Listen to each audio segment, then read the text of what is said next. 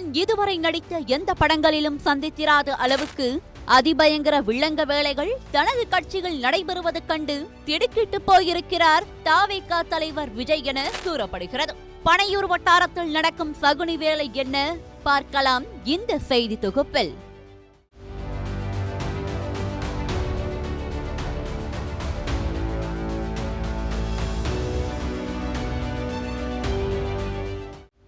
(2026) சட்டமன்ற தேர்தல் இப்போதே கண்ணா பின்னாவென்று சூடுபிடிக்க தொடங்கியுள்ளது. அதிமுக பொதுச் செயலாளர் எடப்பாடி பழனிசாமி தேர்தலுக்கு 1 வருடம் இருப்பதால் இன்னும் பல கட்சிகள் நம் கூட்டணிக்கு வர இருக்கின்றன, அது தொடர்பாக நான் பேசி வருகிறேன் என்று சமீபத்திய செயற்குழு கூட்டத்தில் பேசியிருந்தார். இதற்கிடையே அதிமுக பாஜக கூட்டணியில் தவேகாவை இணைப்பதற்கான முயற்சிகள் நடைபெற்று வருவதாக தகவல் வெளியாகியுள்ளது.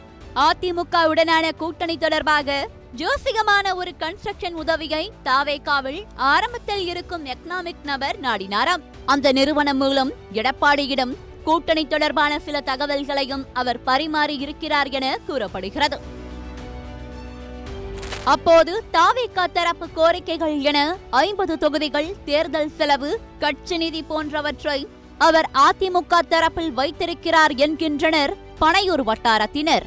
இதை எடப்பாடி தரப்பு விஜயிடம் கிராஸ் செக் செய்திருக்கிறது என்றும் கூறப்படுகிறது. அப்போது கூட்டணி குறித்து பேச விஜய் யாருக்கும் அனுமதி தரவில்லை என பதில் வந்திருக்கிறது.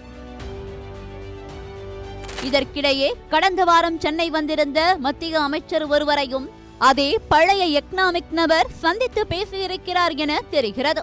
அப்போது தவேகாவை பாஜக கூட்டணிக்கு அழைத்து வருகிறேன், அதற்காக பெரிய ஸ்வீட் பாக்ஸ்கள் தனக்கு தர வேண்டும் என்றும் பேரம் பேசினார் என பனையூர் பாய்ஸ் முணுமுணுக்கின்றனர்.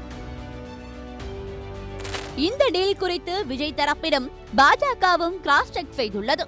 அப்போது தவேகாவில் அந்த நபருக்கு எந்த பவரையும் விஜய் தரவில்லை என்று தகவல்கள் சொல்லப்பட்டுள்ளதாக கூறப்படுகிறது.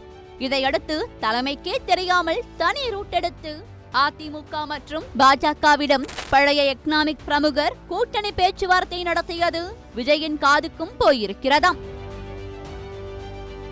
அதையடுத்து மொத்தமாக முக்கிய நிர்வாகிகள் அனைவரையும் அழைத்த விஜய், கஷ்டப்பட்டு கட்சியை ஆரம்பித்திருக்கிறேன், பதவியை வைத்துக் கொண்டு உங்கள் இஷ்டத்திற்கு தன்னிச்சையாக செயல்படுகிறீர்கள், எனது அனுமதி இல்லாமல் இங்குள்ள ஒரு நபர் கூட்டணி குறித்து சில கட்சிகளுடன் பேச்சுவார்த்தை நடத்தியிருக்கிறார், யார் உங்களுக்கு அந்த அதிகாரத்தை கொடுத்தது?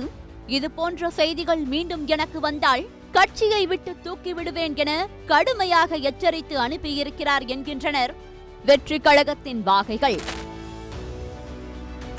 இதையடுத்து அந்த நபரின் பவரை பறித்து அதை கூடுதலாக புதிய நபர் ஒருவருக்கு அளிக்கலாமா என்றும் கட்சி தலைமை பரிசீலித்து வருகிறதாம்.